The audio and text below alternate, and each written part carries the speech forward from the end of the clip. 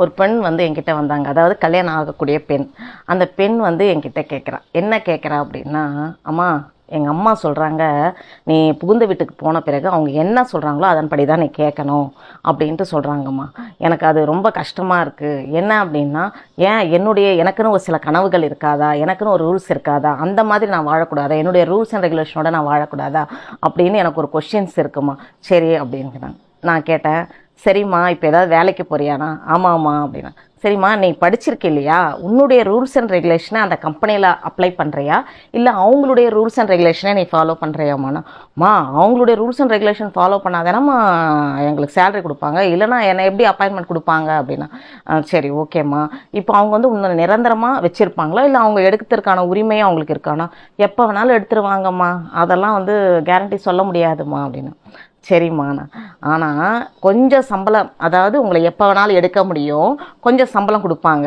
இதுக்கே அவங்களுடைய rules and regulation நீங்கள் கடைப்பிடிக்கணும்னு நினைக்கும்போது, இப்போ ஒரு வீடுன்றது ஒரு கம்பெனி மாதிரி தான், ஒரு நிறுவனம். அதாவது உங்களுக்காகவே எல்லாம் செய்யக்கூடிய, நீங்கள் எதுவும் செய்யலைனாலும் உங்களுக்காக எல்லாம் செய்வாங்க, அப்படிப்பட்ட ஒரு நிறுவனம், அதாவது குடும்பம் என்றது. அந்த குடும்பத்துக்குள்ளே நீங்கள் போகும்பொழுது அவங்களுடைய ரூல்ஸ் அண்ட் ரெகுலேஷன் என்ன இருக்கோ அதன்படி நீங்கள் போங்கன்னு. என்னம்மா நீங்கள் சொல்கிறீங்க, அப்போ நாங்கள் எங்களுக்காக நீங்கள் எப்போ வாழறது?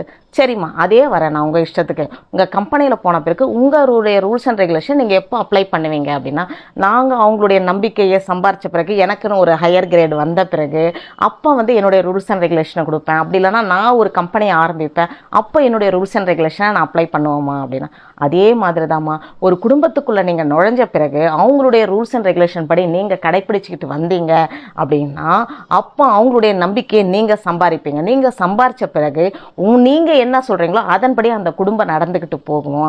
அதே மாதிரி உங்களுக்குன்னு ஒரு குடும்பம் வரும் இல்லையா, ஒரு 20 வருஷம் கழிச்சு நீங்கள் மாமியார் ஆவீங்க, உங்களுக்குன்னு ஒரு பேரம்பேத்திங்கள் வருவாங்களா, அப்போ உங்களுடைய ரூல்ஸ் அண்ட் ரெகுலேஷனை நீங்கள் அப்ளை பண்ணலாம் அப்படின்னு.